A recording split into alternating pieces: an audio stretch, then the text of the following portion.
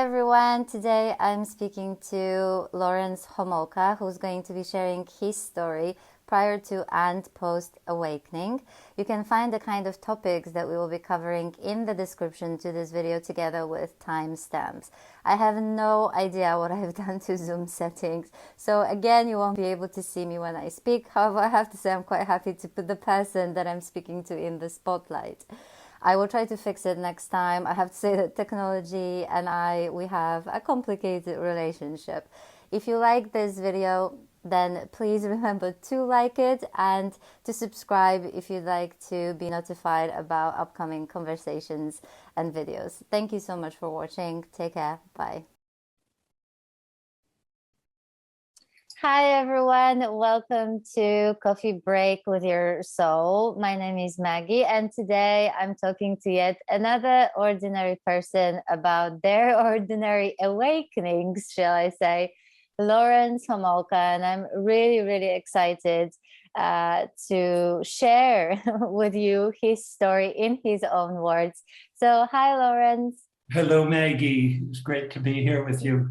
Yeah, it's great. It just the way it sort of came about and how we met, it just happened so sort of out of the blue, and yet I think it was just sort of meant to happen. So Laurence, let's just start straight away. Let's just jump in and sort of focus a little bit on, where it all started, right? Let's start with, I suppose, I love the story of your childhood. I think there's something really beautiful about your experiences early on, although they were not without challenges. So shall we talk a little bit about your background, like where were you born and what that childhood was like and the kind of challenges that you've been through? Yes, okay. So I grew up in a single parent household. My parents were divorced when I was very small, and I really don't have any early memories of my father at all. So growing up, it was my mother and my brother and me.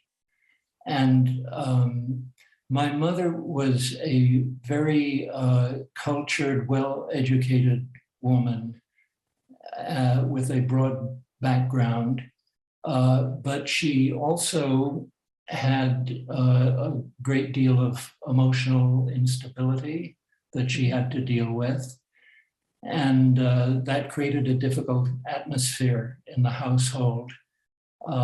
She was rather emotional. She would sometimes have temper tantrums, sometimes go do some drinking. You never quite knew exactly what was going on and what was going to happen next. So I grew up, especially my early childhood, there was this atmosphere of uneasiness and fear and not knowing exactly how to get it right and how to stay safe. So that was my early years. And my brother and I were friends. We were never, I would say, terribly close, but, we had a nice relationship. So the first, thinking back on it, even when I was little, like 4, 5, 6 years old, I had a sense that there was something more than what was there, something better. Mm-hmm. And there was also a feeling of something guiding me. I wasn't really conscious of it, but there was a sense of that I was going to be following something. There was something better. So my first, I'm not sure I could call it a spiritual awakening, but my first actual call was when I was about 6 years old. Mm-hmm. And my mother put on a recording of a Beethoven trio. And I was sitting there in the room, and it just hit me really in the heart. And I felt it as soon as I heard the first notes of it. it just got to me. And I thought, oh my God, this is so beautiful. This is, this is a whole other realm of experience. And again, I didn't really think it through the way I just said, but it was an incredible experience. And from then on, I would always ask to be able to listen to that recording, because every time I listened to it, I would feel inspired and uplifted. Mm-hmm. So, I had we moved around a bit, but most of my upbringing was in Los Angeles. And I went to school. I always had nice friends at school, and I got by. I wasn't terribly good at math. I was good at other things. And then when I was about 11 or 12, I started taking violin lessons, because that was inspired by listening to classical music, of course. It was. Whenever I heard a classical music recording, there was this desire that arose in me. I want to be able to do that. I want to be able to play an instrument. So when I was 11, I started having violin lessons, and it became my favorite thing in life. And I used to get up at 4:45 in the morning and practice for 2 hours before I went to school. And then as soon as I got back from school, I'd practice another 2 hours. All of this before I did homework. I wasn't terribly interested in homework, but I did it. So the violin was my passion, and I just loved it. It didn't even feel like discipline, because it just claimed me. It was like there wasn't anything else that I enjoyed as much as that. And that's all I wanted to do, really. I kept on studying, but then when I was 18 years old, my mother died unexpectedly. And my brother and I had guardians, which she had appointed for not a very long time. I didn't like them that well, and I didn't stay very long. And I went to the conservatory. I spent a couple of years in Vienna at the Music Academy in Vienna, and got wonderful instruction there, met great people, went to wonderful concerts and all of that. Then I came back to New York. By this time, I was about to get married. And I came back to New York and finished my studies at the Manhattan School of Music, got a master's degree in performance there. Mm-hmm. And was married. We had 2 wonderful children who are still my pride and joy. And so I continued with that. And gradually, I liked the idea of becoming sort of a famous soloist, something like that. My ego was in full swing at that point. And it said, oh, you've got to do something to really make a mark on the world. And wouldn't it be great to be famous and all of this stuff? And I liked the idea of that, but somehow I didn't have the drive to actually go ahead and try to do that. What I really wanted to do was be alone in my room with the violin. That was my practice. It was really like a spiritual practice. That was my thing. So I started to teach, and that I really enjoyed. I began teaching. Students came easily. After a while, I got used to it, and I, found out the best ways of teaching different kinds of students. I did that that was my work. That's what I did most of my whole working life. I taught violin mm-hmm. in schools and privately. That was my career. Mm-hmm. And but then in 1975, during a hot summer day in New York, I walked past the television set, snapped it on, and there was Maharishi Mahesh Yogi talking with Merv Griffin.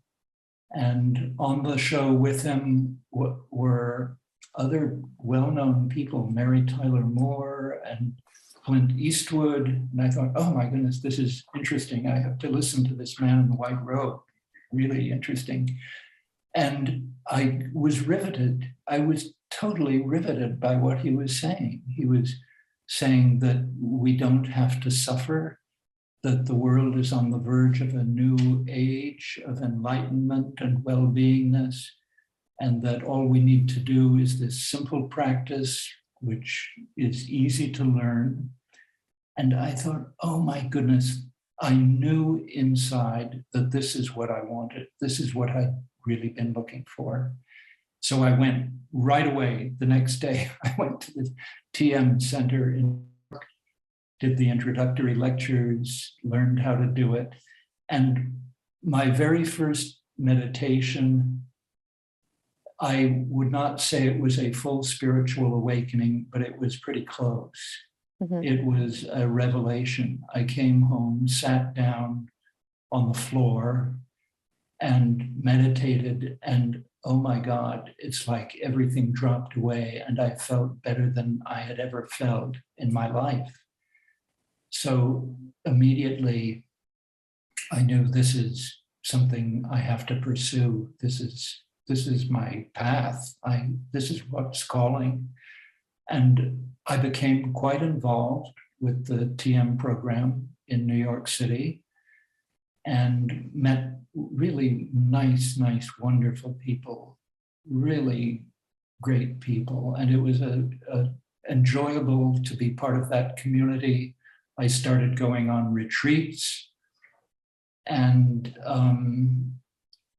then around the late 70s, the Cities program came out, and that's based on, I'm sure you know that, maybe not all the listeners know it, but it's based on the Patanjali Yoga Sutras, certain things that you put your attention on and they produce a certain result. Mm-hmm. So I learned that. And the last city that we learned was the so-called flying city. And everybody was talking about it. Oh, we're going to learn to fly. So I took that course. That was you had to do many retreats to prepare for it. And, finally I got the technique. And again, it was quite an amazing thing. It activated this energy in my body that I did not know was there. Mm-hmm. I guess one name for it is Kundalini, Shakti, life energy, whatever you call it. I experienced it. It came up with a rush. And we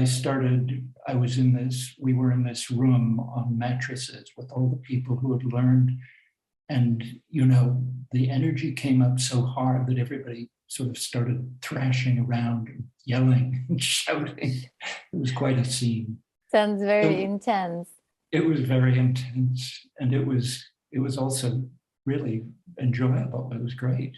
I was thinking that, wouldn't you say that the sort of, even though you didn't sort of experience it as discipline, but pure joy, but wasn't the discipline that you used to learn violin actually quite useful in practicing meditation in terms of sticking to it in a sort of... Absolutely.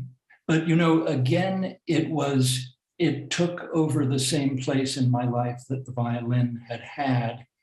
I didn't need to force myself to do the practices. I couldn't wait to do them. I wanted to do them. Mm-hmm. And the only thing that was difficult for me was that I wanted to do it more and more.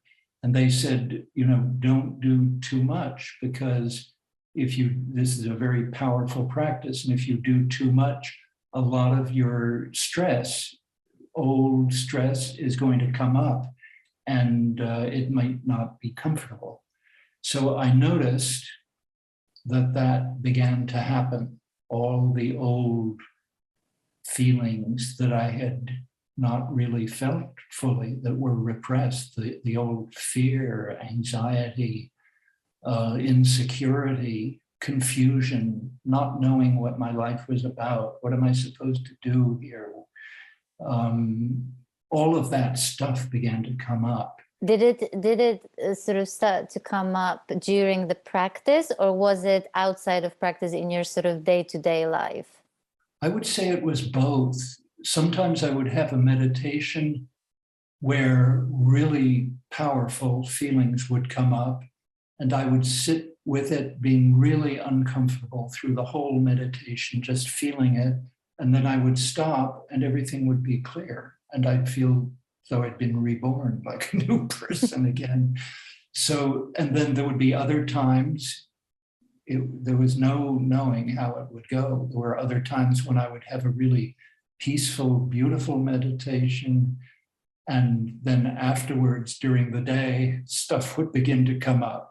What did you think about that? Was it sort of confusing? Did you question why it was happening, since you were so dedicated to this practice that was supposed to end all these unpleasant feelings and emotions? Well, fortunately, we were given a kind of framework to put it in, and we were given some understanding of what happens when you get very, very quiet and you have stress in your body. They explain that this is a process and that stress will come up, and that as you gradually release all the old stress in your system, you feel more and more quiet and calm and happy and clear. Mm-hmm. And I did notice that I was having times when I felt better than I had ever felt before in my life. And I started to have experiences of ecstasy. There would be times when I would be sitting and meditating, and I would just go into ecstasy, and I would have visions and see higher beings, and all these things would happen. Mm-hmm. And I got a little bit attached to that. Of course, yes.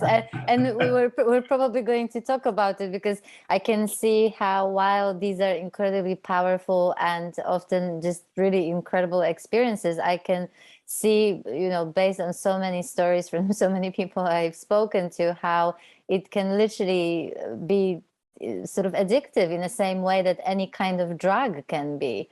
And it was totally addictive. Yes. And yes. when the ecstasy would take me over, I would just think, this is it. This is it. I don't want anything else. I just want this. This right. is it. That feeling of being loved by God, just feeling of love and freedom and happiness. I got quite addicted to it. And, because of what they had explained, when some heavy stresses would come up and I'd get a headache or feel angry or sad or anxious, I would just think, well, this is just the process. This is part of the process, but I love it. I love it anyway. And I want to do this. I want to see it through. I don't really know much about TM or actual spiritual experiences like Kundalini awakening, in the sense that I did not experience it myself. But I would have thought that the whole point of sort of practice is to integrate it into your life, so that the two are aligned, so that the actual meditation doesn't become an escape from life, but actually allows you to live life more fully. And so, was that the case? It was. I was totally using it as an escape, because I came to realize, or my feeling was, that there are higher realms, that the earth realm is not always enjoyable, and that there are things that go on and experiences you have and difficult people and difficult situations. And I felt, I'd rather experience the higher realms. And when I could not do it anytime I wanted, I couldn't do it on demand, but I knew that I would fairly regularly have some kind of big opening experience. Right. And, of course, as you are pointing out, these are all experiences which came and went. I was not at the point yet where anything had stabilized. And I was totally addicted to the highs, and I didn't have any sense of stability underneath that yet. Yes. I was just riding the waves up and down. And then I went through a period of discontent. I became discontent, kind of like what you mentioned earlier, that I thought, well, I've been doing this for a long time now, and I'm looking for a breakthrough. I want relief. I'm tired of feeling all this stress coming up all the time, and I want relief. Was there a particular event, or did something happen that triggered that sort of sense of desperation to, like, I've had enough? Well, there was a point in my life which was very difficult. My first marriage came apart, and my ex-wife is a wonderful person, and we are friends to this day. I made amends to her. I was not a terribly good husband, and it was mostly my fault that the marriage came apart.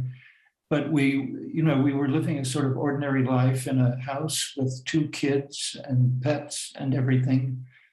And I don't know what happened. I just had this sense that I had to do something different.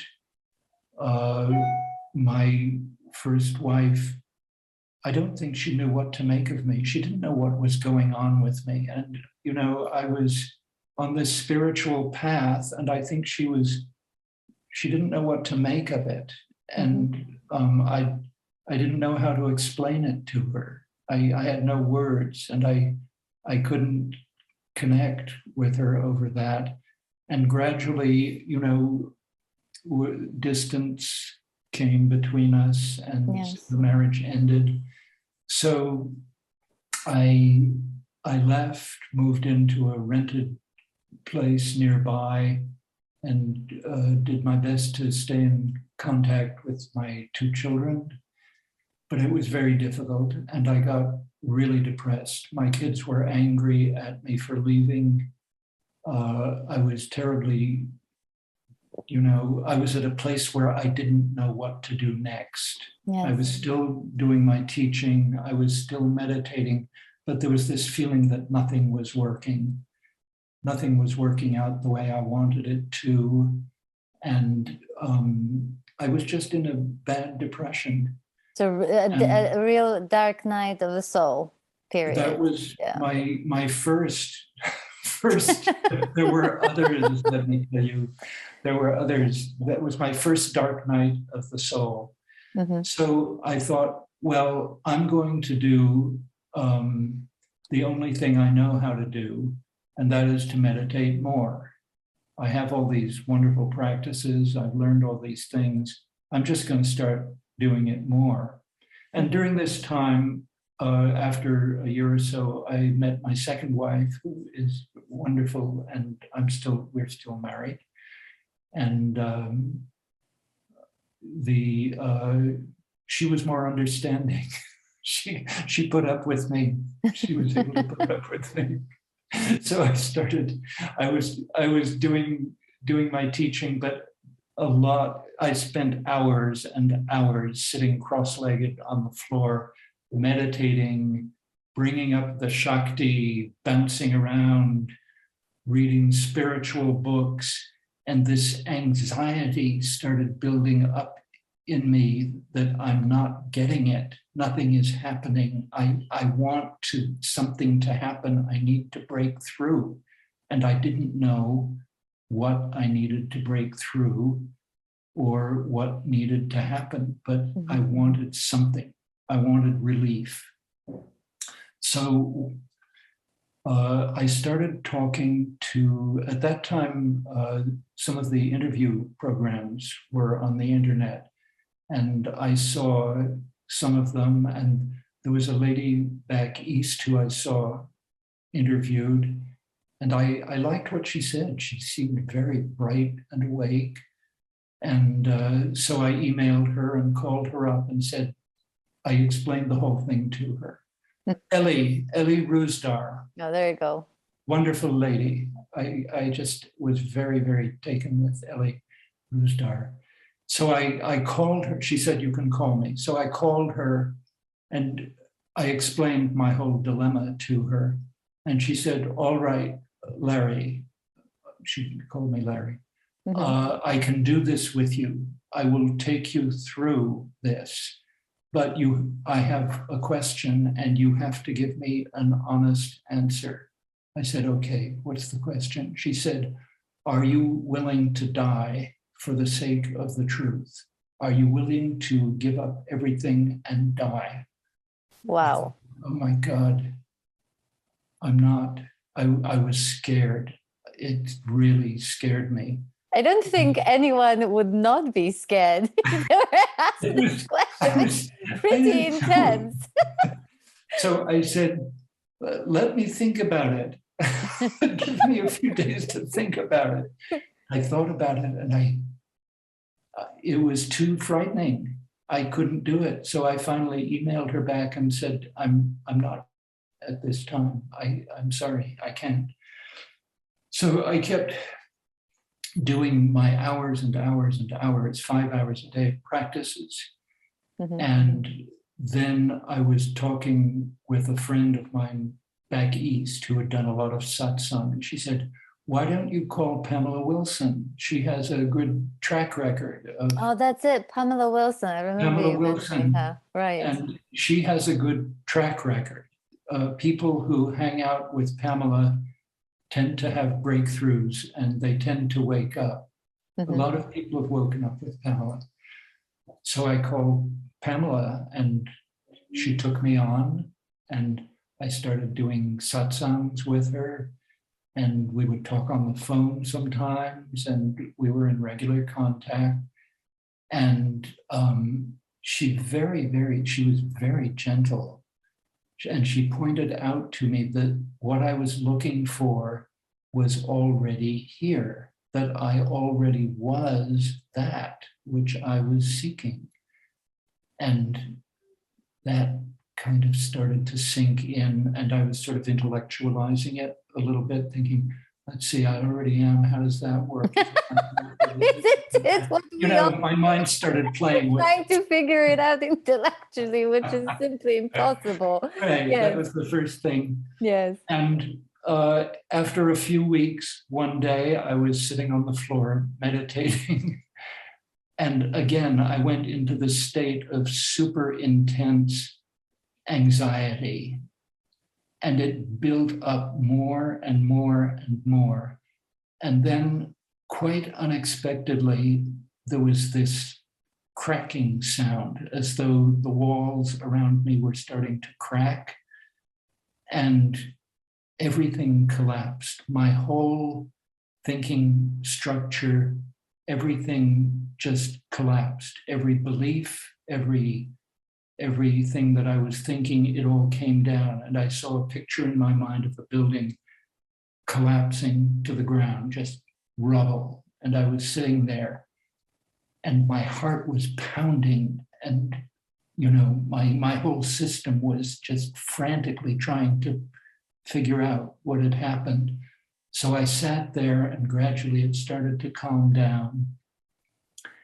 And I thought, well, what is this? Is this it? I don't know. Then my mind came back in and started saying, what the hell happened? What happened? What is this? Right. This feels different. Something's changed. So after a few minutes, I got up and I felt sort of spaced out. And I was walking around the house and started talking with my wife. And I realized that my thinking mind had moved into the background, and it had gone quieter. It was still kind of busy trying to figure out what had happened, but it was quiet and it was in the background. And in the foreground was just this space, big, peaceful space. And Finally. I thought, oh, I can imagine the relief. It was a relief. And I thought, oh, finally. This is it. You arrived. I did, but I wasn't sure right away. So I emailed a friend of mine in New York who had sat with Pamela and everything. And I emailed her a description, and she said, yeah, you just woke up. Don't worry about it. It's a natural thing. Nothing to worry about. It's great. You can celebrate now. Right. And then next time I talked with Pamela, she did not want my ego to get a hold of it, even though it later did. And she said, oh, that's wonderful. That's really good. And then she said, you just won the cosmic lottery. And I thought, oh, that sounds really nice. And I felt so good. After that, I had 2 years of bliss, off and on, not straight bliss, but bliss, feeling really good and just relaxed and free. So in those 2 years, would you say that since it actually lasted for 2 years, did you think that this was it? That this was always going to be that way? I thought this was it. I of thought course. I've arrived. So many of us do. Little did I know. Little did I know. That's right. Yes. Probably better that I didn't know at that time. So everything was good. And for 2 years, I just felt this wonderful freedom. Every once in a while, there would be sort of a little fuzziness, a little bit of letdown, a little tiredness. But then the bliss would come back up again. And that went on. And then at some point, I have to use your expression that you love. You know what it is. Yes, of course. It hit the fan, absolutely. It did. It hit the fan in a big way. I don't know at what point it did. It wasn't like a certain point in time where this happened, but gradually, old feelings began to come back in. And it was so uncomfortable. And I would go into dark nights of the soul. And I would go through periods of maybe a week or a little more where I would just feel exhausted and I couldn't do anything but lay on the floor. Gosh. Or I could hardly get out of bed. And my wife would say, let's go for a walk. I would say, I can't. I just have no energy. I can't move. And I was so depleted. It was like being helpless. And then that would pass, and I would come back into feeling really good again. And I even came back into having the ecstatic experiences. So, I would have to say that my spectrum of feelings became very, very wide. And I would feel everything very intensely. Whatever was happening, I would feel it very, very, like in Technicolor surround sound. It was like really intense. So when I was, in ecstasy, it would be really ecstatic. And then when I was facing the darkness and the old stuff, it was really, really dark. So I had these polarities, and I got used to it. And I saw that there was a pattern. It would be a few days one way, a few days another way, and I would never be able to predict how it would go. But that went on, for, let's see, the first awakening was about 9 years ago. So that continued. And gradually, it started to kind of calm down and even out. As in on its own? So you didn't, because I can see how so many people would be so completely shocked by the fact that, first of all, the suffering is back, when they thought that they sort of arrived, that was it, and they were not to experience any kind of suffering, at least not at that kind of level of intensity anymore.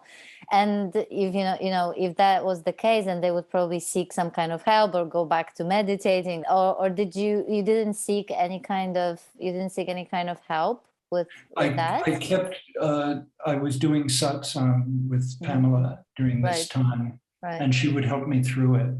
She would show me how to sit with the feelings and just be with them and not try to avoid them. And that was really good, because my instinct was to try and get away from the difficult feelings.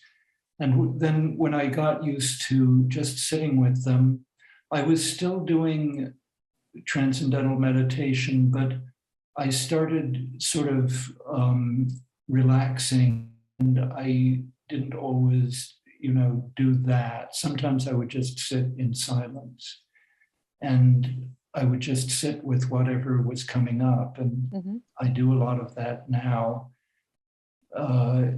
I'm kind of non-dogmatic about it. I don't do TM or not do TM. If the mantra wants to come up, that's okay. And if it doesn't, that's okay too. Yeah. But basically, I've gotten used to sitting with whatever comes up. And, I don't know if maybe it's the way I'm wired or not, but I feel things fairly clearly and strongly. There was one thing that happened about 5 years ago or so, during the early morning. I had this experience. I was awake. I was not sleeping, but I was laying in bed, and all of a sudden I saw I was out among the stars, out in space, in the heavens. So like an out-of-body experience. It was an out-of-body experience. And I was there, and there was a beautiful presence right next to me. I had, for a long, long time, I had loved Emily Dickinson's poetry, and I studied it, and I studied her life. And it felt as though she was standing next to me during this experience. And I didn't know what was happening. And I said, "Am I dead? Did I die?" And she said, "Yes, and so did I, and everything is fine. Don't worry about it." And then— That's incredible. It was amazing. And then this sort of light, this bright, bright light appeared in front of me. And I was gazing at it because it was so beautiful. It was mesmerizing. And it came towards me and just wrapped itself around me. And I felt love like I had never felt before. I mean, it was so all-encompassing. And then it receded, and I was there. And then it came back again and did the same thing twice more. And that was the end of it. All of a sudden, I was back in bed, laying there. That experience had been so compelling that I actually didn't know if I was the same person that had come back. Wow. I thought, wait, is this the same lifetime? Am I still the same person? I looked over, my wife was sleeping next to me, and I thought, does she still know who I am? Or if I call up my friends, are they going to remember me? Or recognize. Maybe I have to sort of get in touch with, you remember me? I'm back. I'm still here. And there was a sense of confusion, but have you ever heard about near-death experiences or out-of-body experiences at the time, so you could kind of recognize it as such, or were you completely thrown by the experience and not knowing what to think about it as to what happened? I've always been interested in all things spiritual, near-death experiences, right. all of the things that people go through. I've always enjoyed reading about it, hearing about it, like on your interviews. Everybody's, the interview shows that are on. To me, that's fascinating stuff, because it's absolutely fascinating. So different. Yeah. Everybody has a different experience. And, the thing that I came to was that I became aware that there is this kind of Advaita Vedanta structure that a lot of people talk about. And I couldn't really be sure whether I fit into that totally or not. It seemed as though sometimes some of the rules were broken, because in what way? Can you tell me in what way you felt different and what are you actually referring to in terms of the Advaita, to those who may not be familiar with it as what it is? Advaita Vedanta philosophy is that once you recognize, this is my understanding of it, may not be everybody's, but my understanding of it is that once you recognize the self, you just keep returning to your true nature and everything is fine. And for me, I knew my true nature. It was always present. I felt it, but I wasn't always thinking about it. I knew that it was present, but I was not always, paying attention to it. And sometimes I noticed that in my day-to-day life, things would come up where, I'd get involved in a conversation or something, and feelings would come up, and afterwards I'd think, it got a little bit overwhelmed there during that conversation. As if, I wasn't quite completely self-aware during that talk.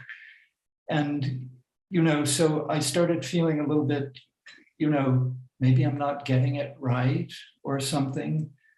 And then I listened. I mean, there were some people. I listened to David Bingham for sure. He's so clear and crystal clear when he talks about it. And Eckhart Tolle also. And, I gradually realized that this is not like you're living in a different world.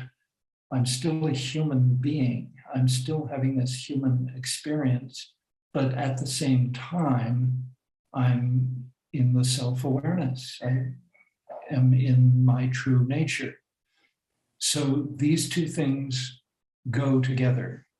Yeah, it's not either or as sometimes it's being spoken of. It's actually both. But I just want to ask you before we continue this conversation, because we're going to go back to talking a little bit about that. So after those experiences, the satsang, the calming down of these sort of extreme emotions and going through your out-of-body experience and everything. Ever since, did shit hit the fan in any spectacular way since, or was that it? Was it just experiencing all kinds of things, but not anything that you would that would actually throw you in a way that any other dark night of the soul would in the past? I wouldn't say that there's anything that completely throws me anymore, but I still do have arisings of old things do come up. the difference between now and the way it was before is that now it doesn't feel personal. It's like, if, for instance, if depression comes up, it's more like, oh, okay, I'm feeling this depression coming through, and okay, let's just allow it and be with it and feel it. And it's okay. There's nothing, before I would have said, I'm depressed. Right. So there's no more of that. I am not depressed. I'm fine. But this feeling, this wave, this energy. There's an experience. There's an experience of depression or an experience of anxiety, but. Exactly. It's just an experience that comes through. And I'm sort of getting used to it. And it seems okay. And I notice that as time goes on, it's getting easier. But I'm not going to say that that I don't have stuff coming up. I do have stuff coming up, and I still have the whole range of experience. Do you mean that you're still a human being, Laurence? I confess, I actually am still a human being. And, it took me a while to accept that? To accept that, to be okay with that. Because I was still, for a long time, I was still holding on to this idea that from the TM program, that life is bliss. And when all your stress is gone, you are in a blissful state, and that's it. You've done it. And I realized later on that what Maharishi said was true. Life is bliss, because bliss is always present. But that doesn't mean that I'm always going to be blissful or feeling happy and joyful and cheerful all the time. That's just not the way life is. So that took a bit of acceptance. Absolutely. And I think, I had the same, I mean, some of it came from my own misunderstandings that I created myself in my mind. I think that, when I experienced that moment of awakening, I really thought that this was it. I thought that basically, because it was, it followed a really long period of feeling really incredible. I wouldn't describe it as bliss, to be frank, but feeling incredibly at peace. I mean, I could not see anything as a problem, even if I tried. Everything was just okay, and as it is, and there was no story attached to anything or belief or any kind of any kind of thought. And even if there were some kind of thoughts, they were sort of passing by, so they wouldn't stick. So I was continuously in that state of real well-being. And so I assumed that this is what my life was going to be like, from that point onwards. And and actually, so just like with you, when shit hit the fan for the first time, and it wasn't in such a spectacular way as it happened to you. It wasn't like a dark night of the soul, but the ego basically came back, right? And it did. It did. Yes, disappointingly. And that that was another thing that I had to accept, because everybody was talking about, the ego goes. Well, I still have my ego. I wouldn't be able to live on this earth if I didn't have an ego. I wouldn't survive.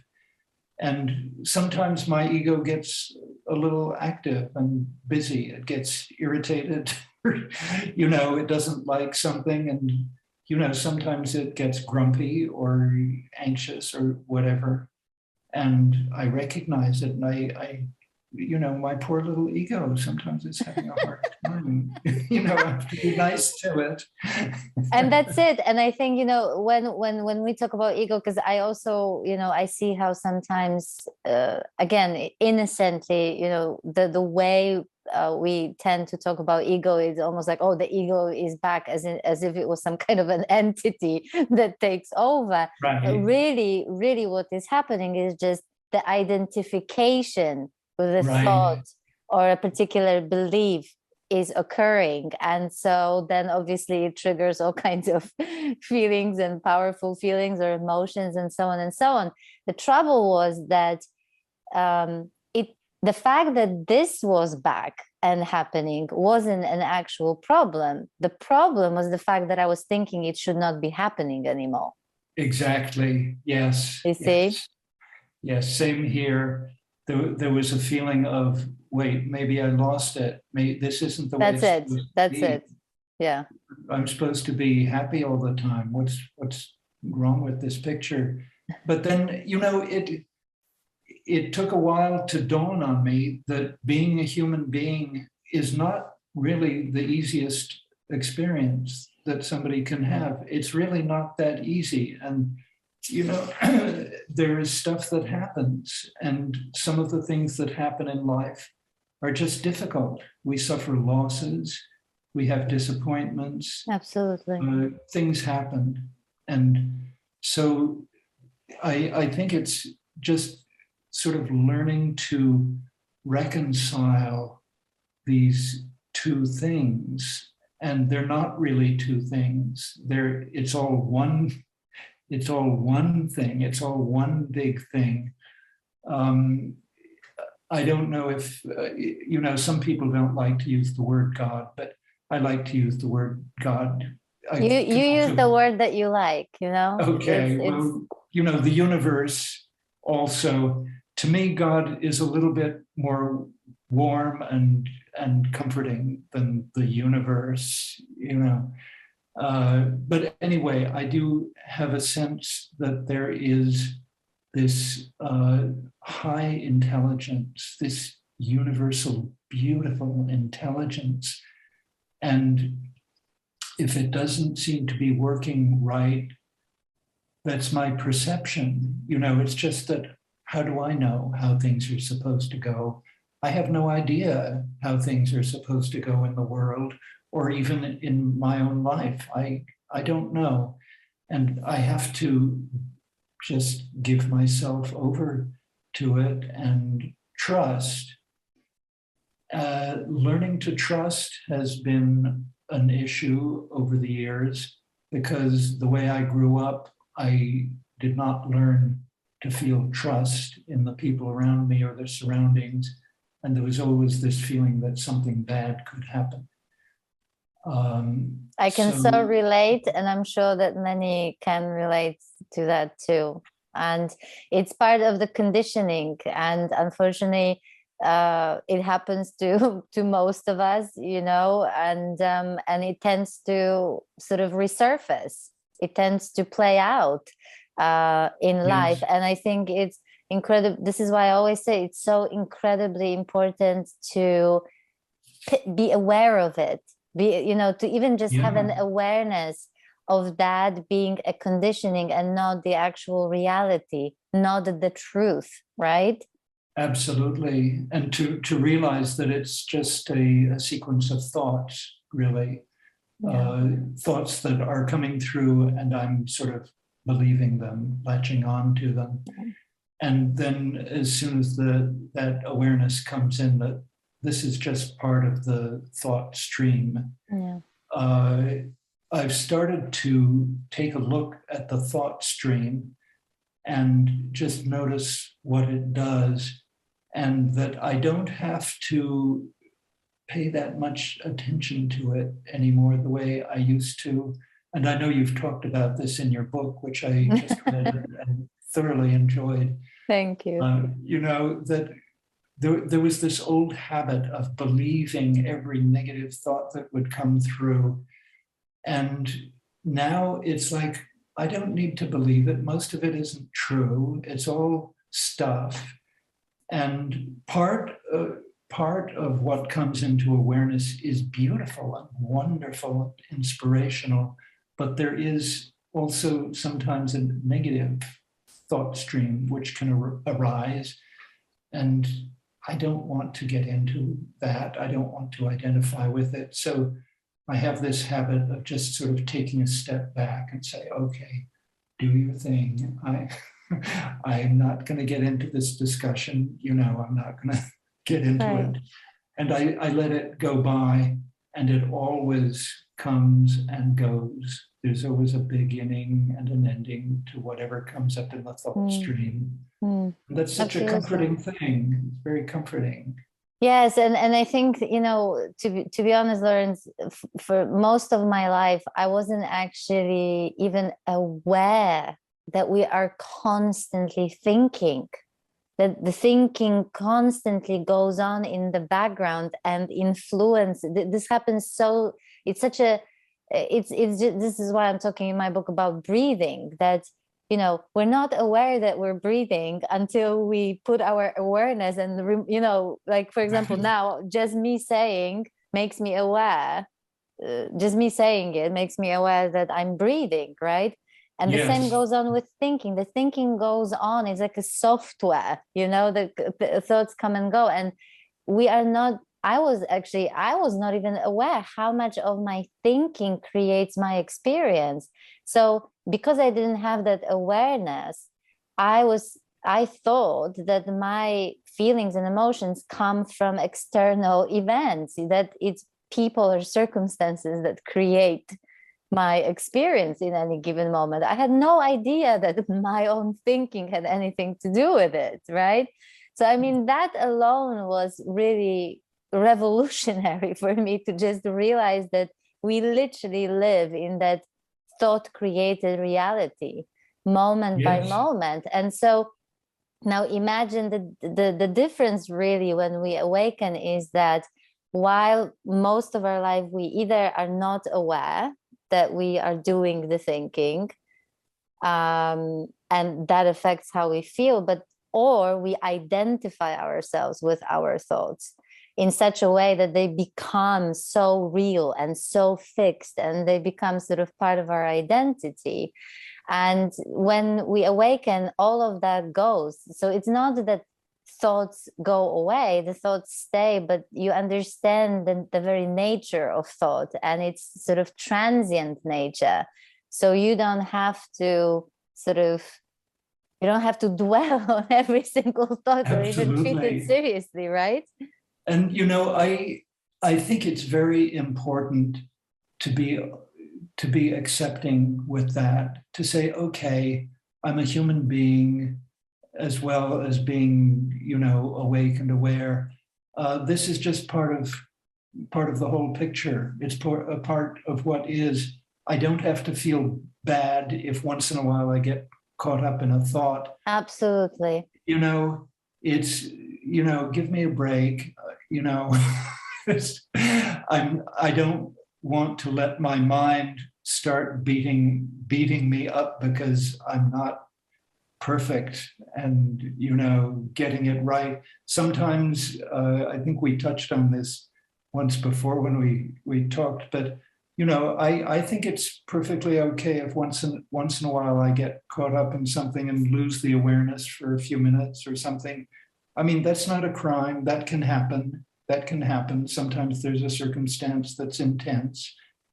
But absolutely, but it's when it's, you know, this is the danger, you know, this is where all self-help, the premise of self-help is based on the fact that even though the self-help sort of teachings, most of them, I would say, realize the power that the thinking has on our experience, right? But what they then do with it is they tell you to change it, to work on it, to reframe, you know, to control your thoughts, to, you know, and this is taking us in a completely different direction. Whereas what we're talking about is more about realizing where that our thoughts are creating our experience, full stop. And so you don't have to treat it seriously. Whatever comes up as a result of whatever thinking goes on in a moment is absolutely fine.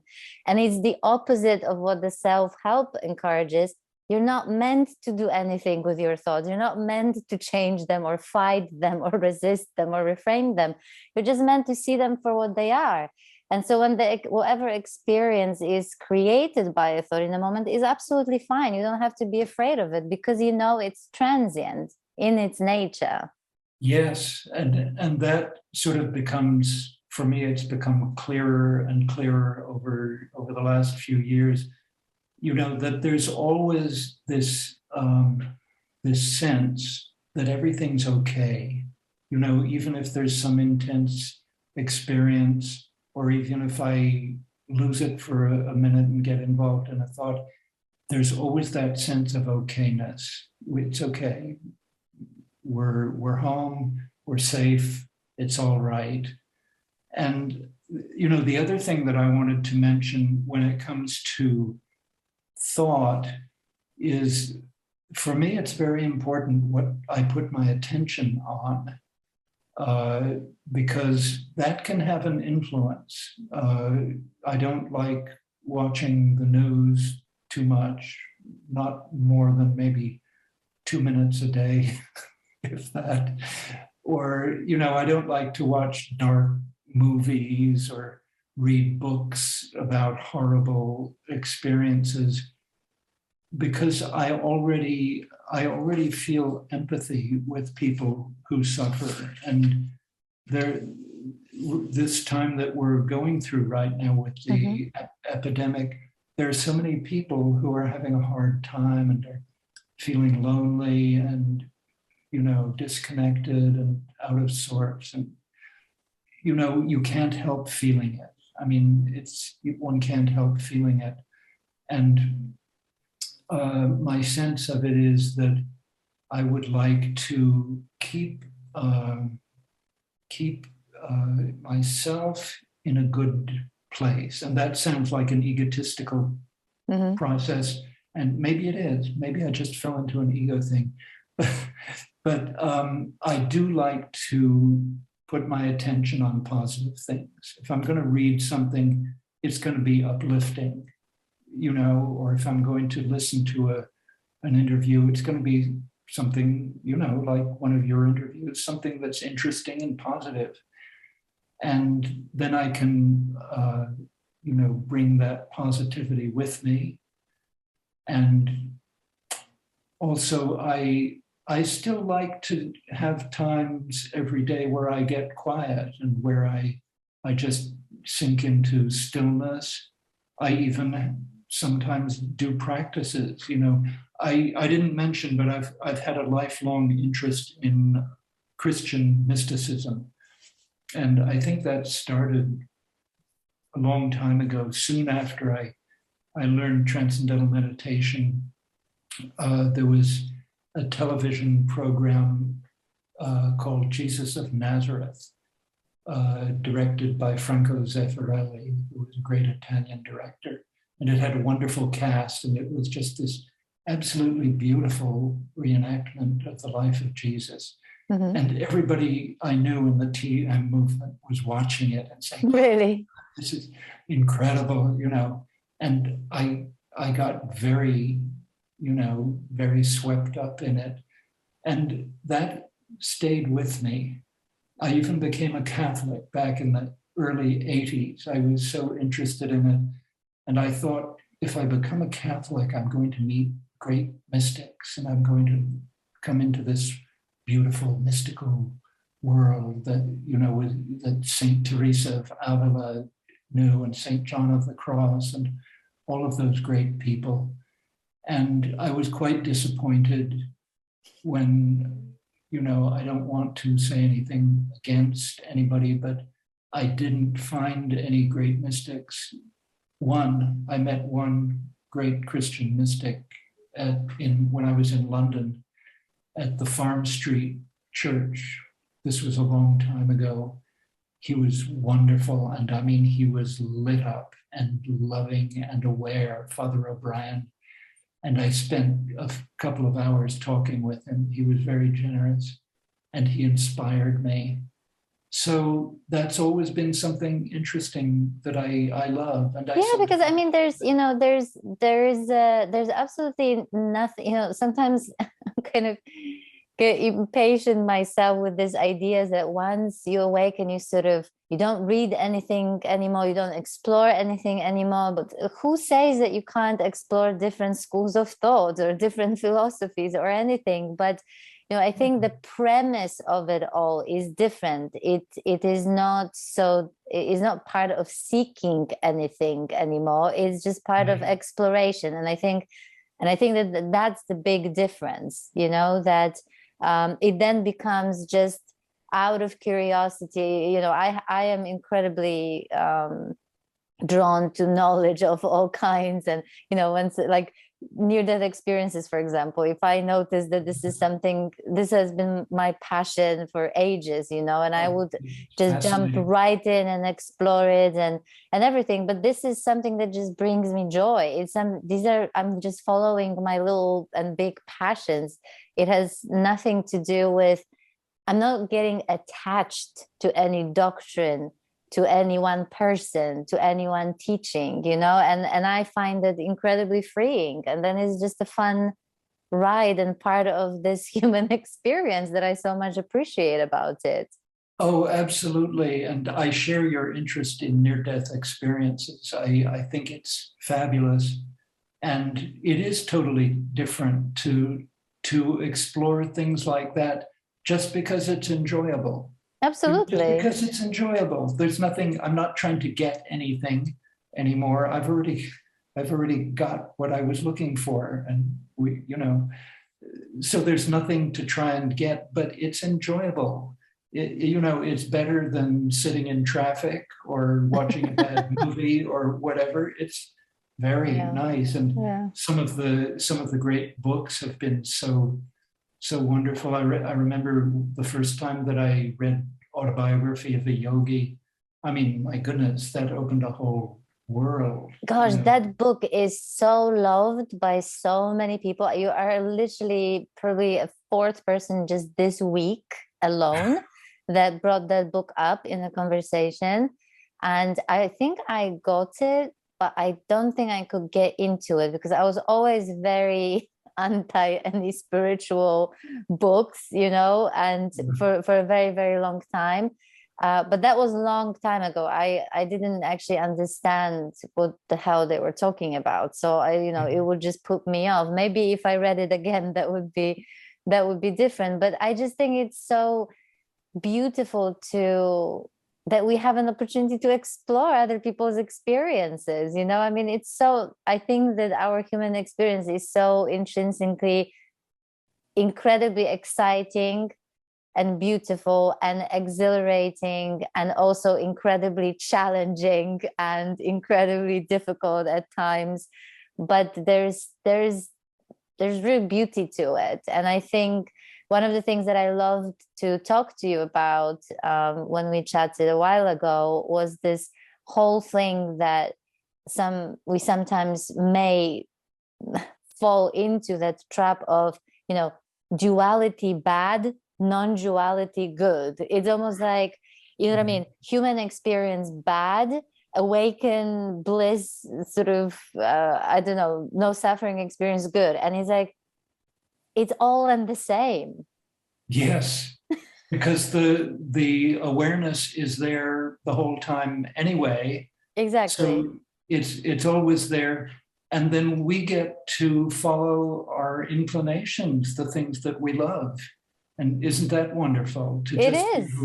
To pursue the things that we enjoy. It's absolutely. We still have personalities. We still have our preferences. We still have our quirks. We still have, this is why, I think I just love the messiness in a way of our humanity, of our human experience. And I think when we sort of embrace the mess, the beautiful mess that we are, that actually the happier we are, and more at peace with it, because it's really the resistance the getting lost in also in these spiritual ideas about what is right or what is wrong, or what's spiritually okay and what isn't okay. And all of that is just noise, and it's so easy to get lost in it rather than just embrace the whatever comes up, the entire human experience, including the times when we think we're right, when we're wrong, or when we're wrong but actually right. It's like, who the hell is to say? What is the authority in this? This is all perception. That's such a good point. And the other thing that I've had to deal with is the idea of what is a proper spiritual persona. How are you supposed to look? How are you supposed to talk? I have to accept that I do not have the persona of Thich Nhat Hanh. I'm not that way. I'm just not that way. He's incredible and wonderful. I don't have this kind of imperturbable, wonderful, grounded thing. Maybe I will one day in a century or 2 centuries. Maybe I will. I don't know. But right now, I am the way I am. And sometimes, there is this thing about spiritual teachers that I notice that they seem, many of them, not all of them, they seem to feel that they need to project this image of imperturbability. Yes. Nothing phases them. Yes. They're grounded all the time, totally present, awake and aware, quiet and still. And that's fine. Maybe that's their dharma. It might be that's their teaching. That's the way they teach. But for me, it always makes me think, well, I'm not like that. I'm not like that. I feel things. I'm very human, and this is actually quite sad. And it's funny because it actually comes up in my conversations with pretty much everyone I'm speaking to. I think it works both ways. I think that there are teachers that sort of innocently or not project that kind of image of themselves, that they're kind of immune to being sort of human. But also there are people that project that image. You know what I mean? In other words, they create the image of the particular teacher being almost like a godlike figure.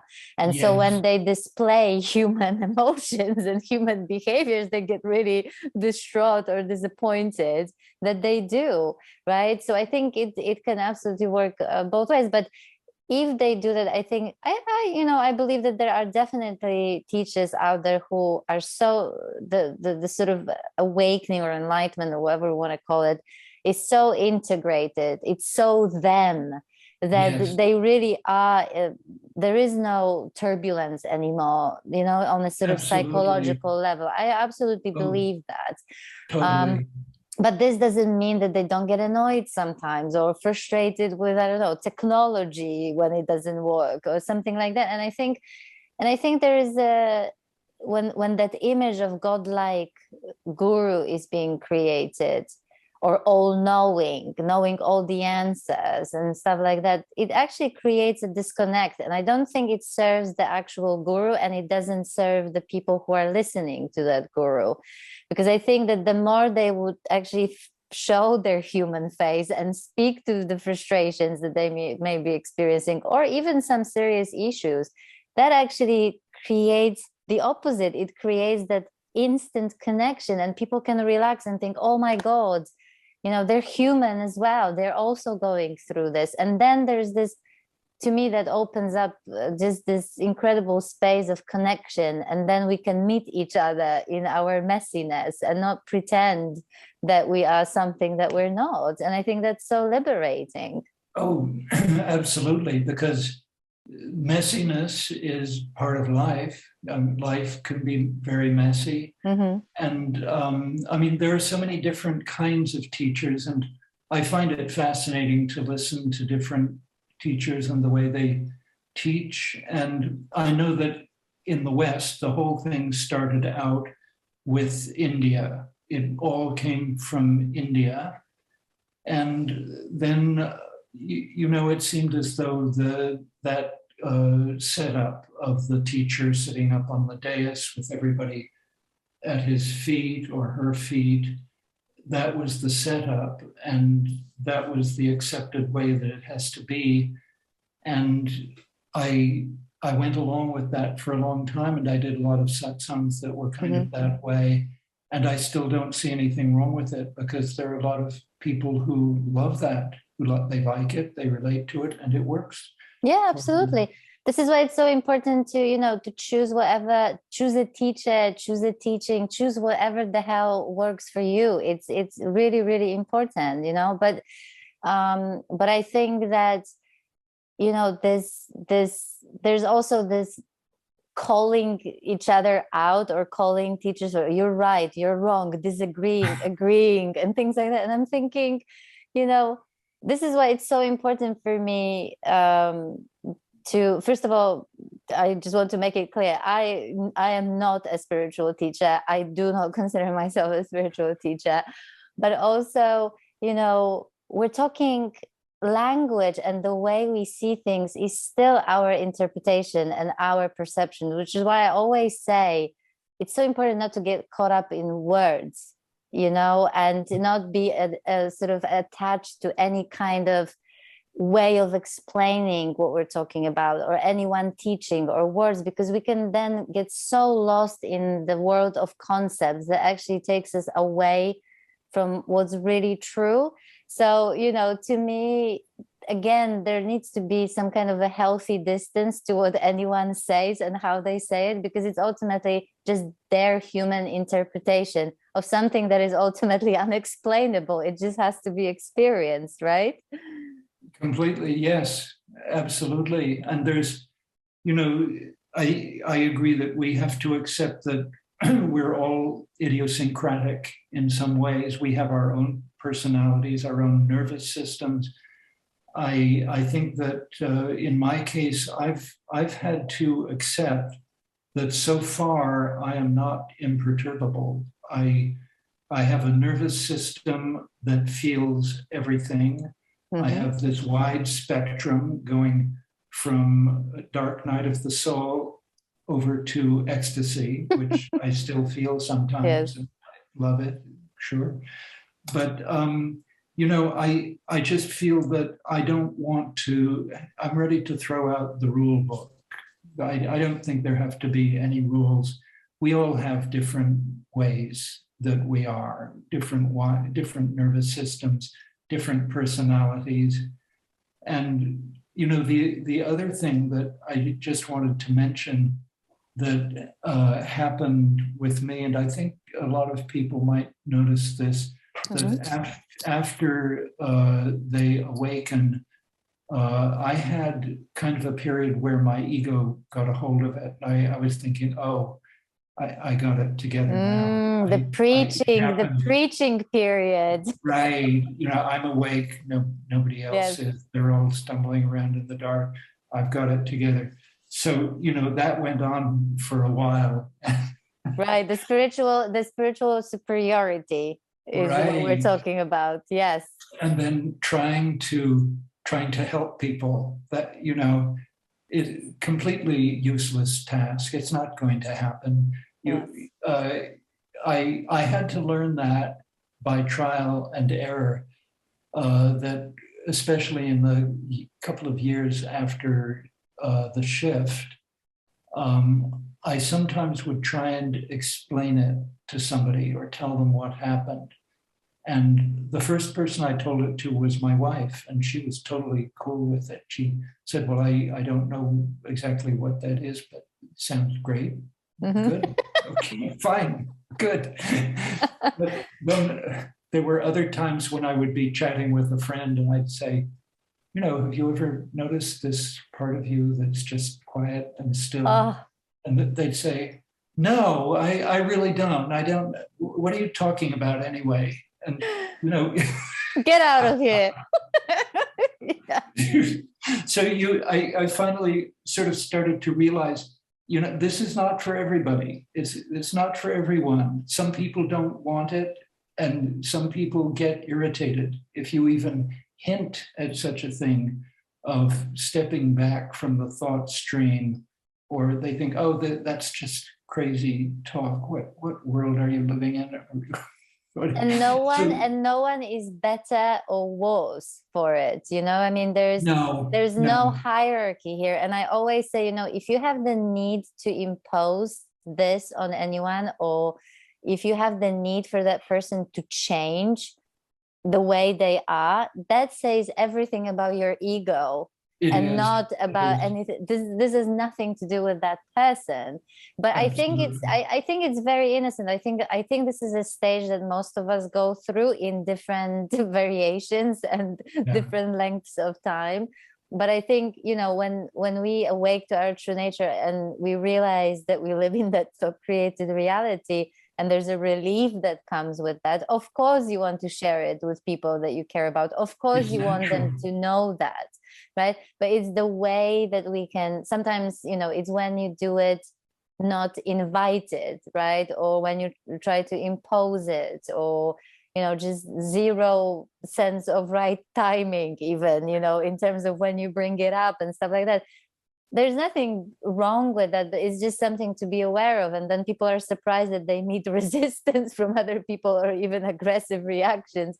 Of course they do, because nobody likes to be preached, at, or have, of course.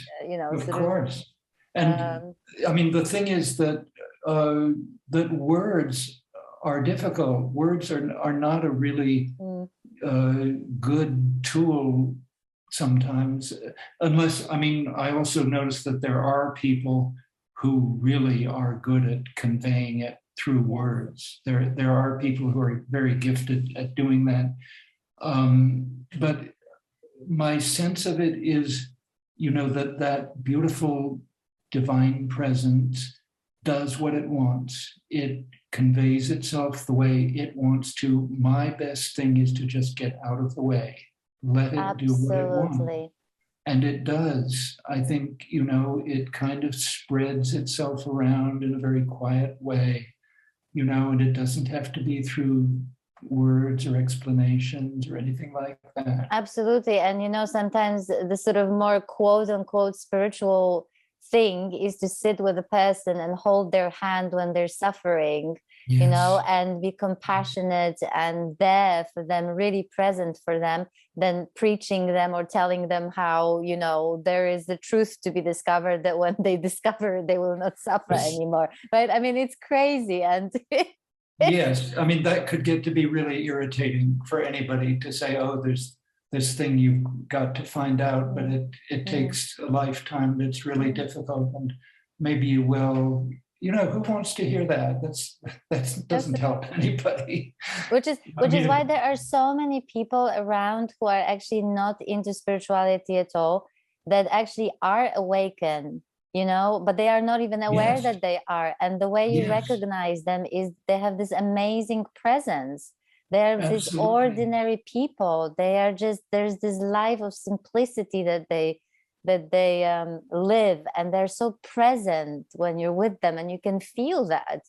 And like I said, sometimes they had never read any scripture or read any spiritual book or anything. It's just, they just embody it in such a simple and beautiful and powerful way, that it's actually really, really humbling. And I'm very much attracted to these kind of people way more than those who have this vast. I respect every knowledgeable person. But if I had a choice between sitting down with someone who's highly educated in spiritual scriptures or schools of thought and stuff like that, and sitting and just having a cup of tea with someone like I've just described, to me, it's a no-brainer. Oh, absolutely. Yes. And it is great when you run into people like that. I was just thinking of my wife and I, for a long time, we went to a yoga class near where we live. There was a yoga studio, and they unfortunately had to close because of the pandemic. But we were there like 3 or 4 times a week doing yoga classes. And one time we were walking, the class was over and we were walking out, And one of the ladies who was taking part in the class said, you know, a short time ago, everything just got quiet. It just got quiet. And I said, oh, that sounds like a really nice thing. Does it feel good? And she said, oh, it feels really good. Oh. And I didn't pursue it anymore, but it was just so nice, right? To see that happens to people. So amazing. Sometimes for no particular reason. Absolutely. Apparently. Absolutely. So, Laurence, we're coming to an end of our time. Yes. What would you?